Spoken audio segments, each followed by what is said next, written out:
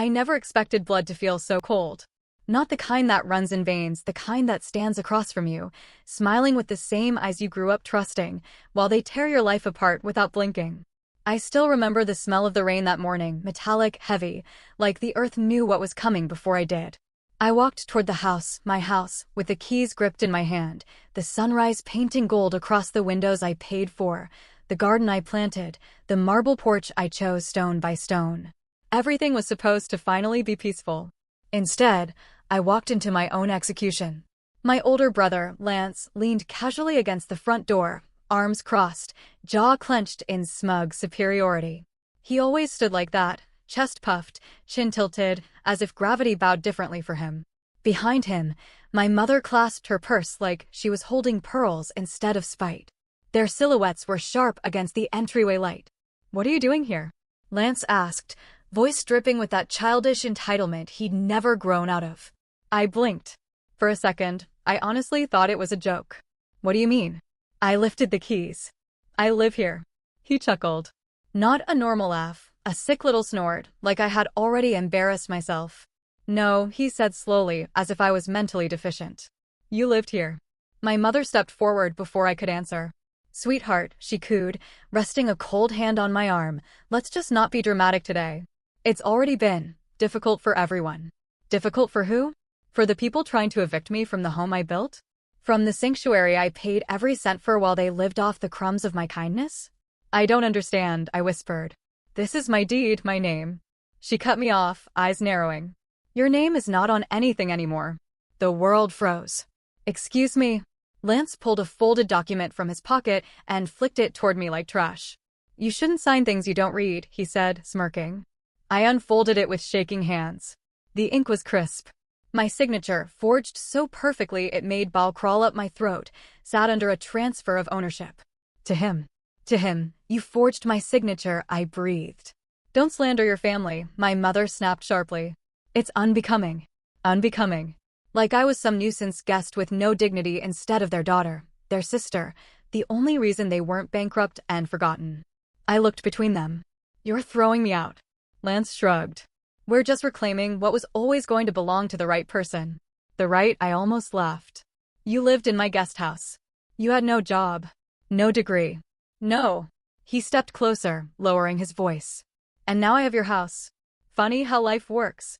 Behind him, two movers carried out my suitcases, stuffed, zipped, carelessly crammed. My clothes. My art pieces. My life. "Stop," I shouted, lunging toward them.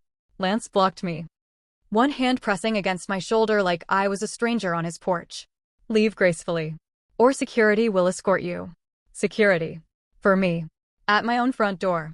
The humiliation burned down my spine like acid. I trembled, not from weakness, but rage so deep it felt ancestral. "You think you can just do this?" My voice shook, but not with fear, with a quiet, breaking violence. "You think this ends with me walking away like a beaten dog?" Lance leaned down, lips close to my ear. "I don't think." "I know." He snapped his fingers. The security guard stepped forward. And I, because pride is sometimes poison, walked back down the steps with my luggage in hand. My mother watched with that blank expression she always wore when she chose him over me, the look that said loyalty was just another word for convenience. "Don't make a scene," she murmured. "Oh, I wouldn't. Not here. Not today." I wanted to scream, to claw the air, to burn the house down while they slept inside. But anger is useless unless it grows teeth. So I swallowed my scream like glass and left.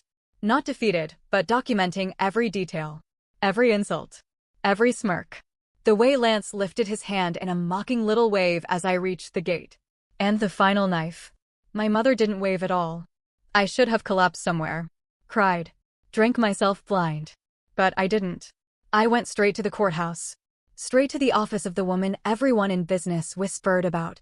The lawyer who didn't fight cases. She hunted and gutted her enemies through them. A marble plaque read, Ramsey and Stone Legal Strategy Group. Inside, air smelled like leather, ink, and quiet violence. Exactly what I needed. She walked in tall, severe, hair in a razor-straight bun, a face carved from iron. Name, Helena Stone.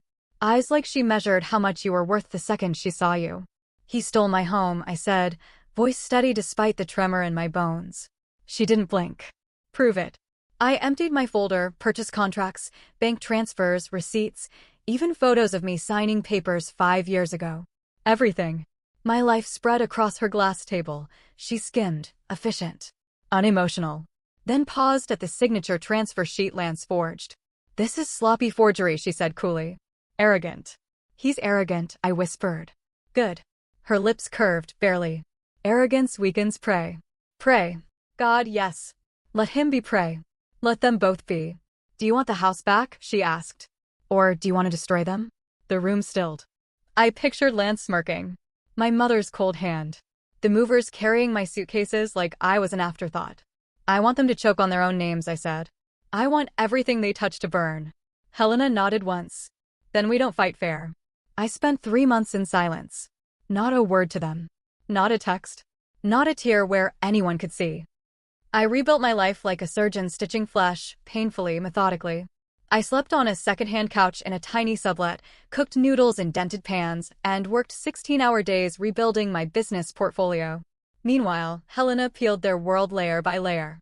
She uncovered tax evasion, fraud, debt hidden under fake companies, my mother transferring money into accounts overseas, Lance illegally modifying documents.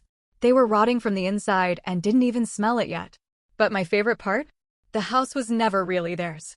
My original contract included a clause filed separately, a legal trapdoor I added after the last time Lance tried to borrow money from my accounts. A clause that required my living consent for any transfer. Helena discovered it, smiled like a wolf tasting blood. And suddenly, the house wasn't stolen. It was evidence. We moved quietly, secretly.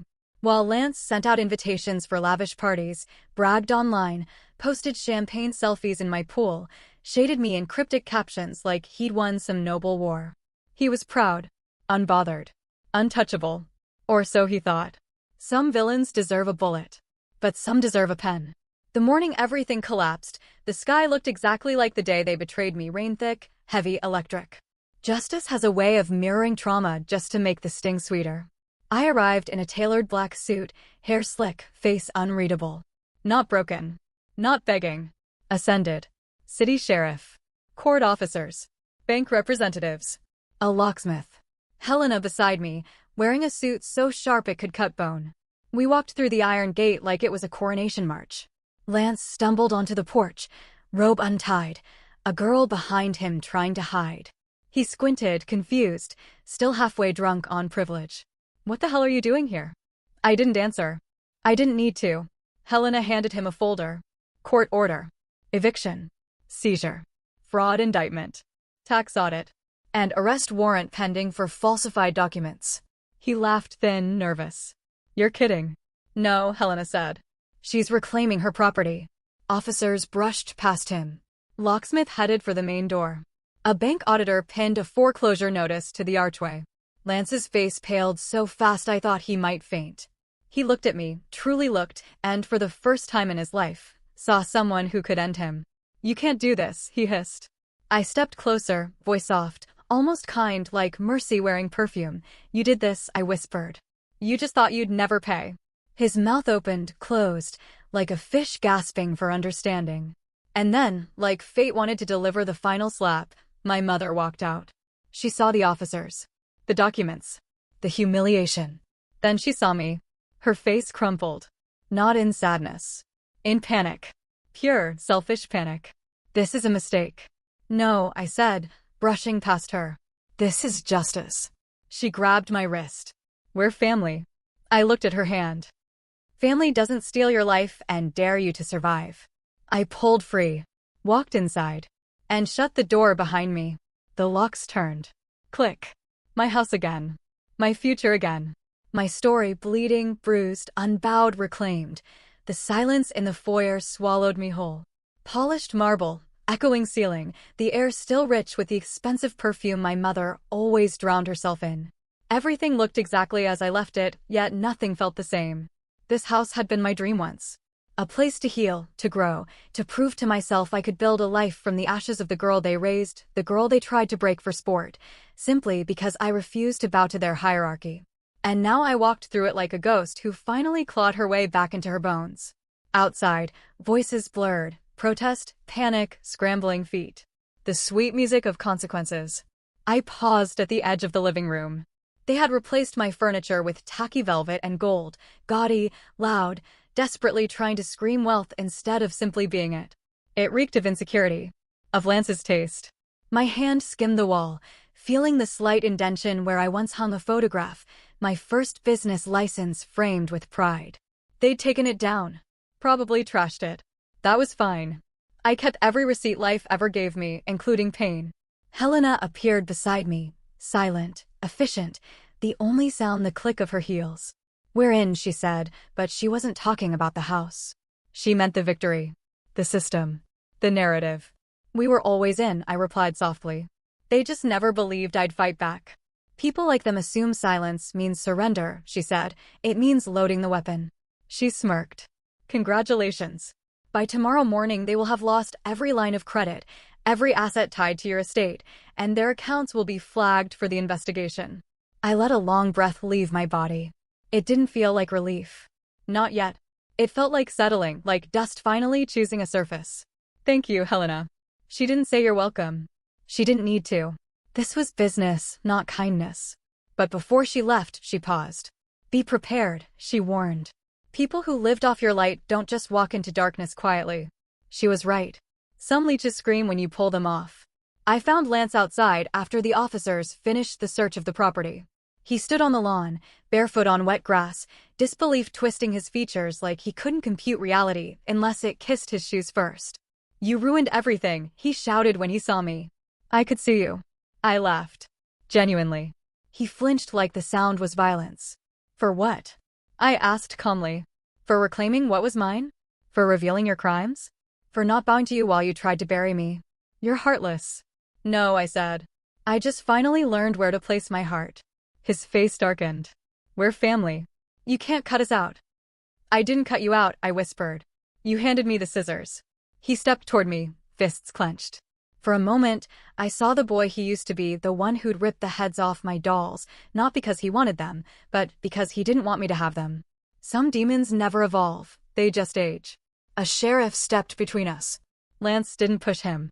Cowards never fight when someone bigger stands in their way. My mother stood a few feet behind him, shoulders shaking in a way I never thought I'd see. She wasn't crying for me. Not for the daughter she discarded when I stopped being useful. She cried because her comfort was crumbling. "Please," she whispered. "Don't do this." I stared at her. Memories flooded, scraped knees she ignored, achievements she dismissed, nights she sided with him instead of listening to me, the way she always looked disappointed when I succeeded because it wasn't him succeeding. "You did this," I said softly. "You raised a thief and expected loyalty." Her lips trembled. "He's your brother. And I am your daughter," I replied, voice like ice. "You lost me long before he lost this house." The sheriff approached them. Papers signed. Rights read. Every thread of their entitlement unraveling. As I turned away, Lance shouted after me, voice raw with fury and helplessness. "You'll die alone." I didn't look back. Better alone than surrounded by parasites. And I meant it. Inside, the silence changed. It wasn't empty now, it was mine again. I walked room to room, reclaiming space with every breath. The guest room where I once nursed heartbreak. The kitchen where I danced barefoot at midnight while building my first company plan. The garden I planted when I finally chose life over bitterness. I had been many versions of myself in this house, broken, hopeful, lost, resurrected. But never defeated. There's a strange freedom in losing everything. You learn who you are without applause. Without witnesses. Without safety nets. I rebuilt alone. And now I stood taller than their entire empire of illusion. My phone buzzed. "Helena. Tomorrow morning, press files. Media will run with court order. Fraud charges next." I closed my eyes and savored it. Not fame. Not humiliation. Just truth being laid bare like bone. A single message from an unknown number followed moments later. "You didn't win. We'll get it all back." I deleted it without responding. They were still clinging to the illusion of power, the same way drowning men cling to waves instead of learning to swim. That night, I didn't sleep. I walked through the empty rooms, letting echoes settle, letting the house remember me again.